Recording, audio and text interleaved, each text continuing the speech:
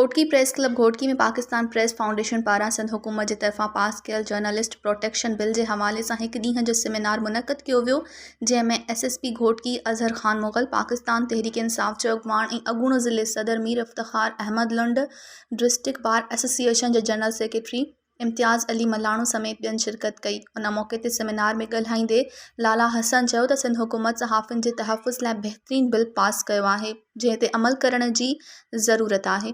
हुन चयो त बिल में सहाफ़ियुनि ते थींदड़ तशद्दुद, क़त्ल करण ऐं धमकियूं ॾियण वारे अमल खे रोकण लाइ कमीशन क़ाइमु करे इदारनि खे सहाफ़ियुनि खे तहफ़्फ़ुज़ फ़राहम करण जो पाबंद बणायो वियो आहे।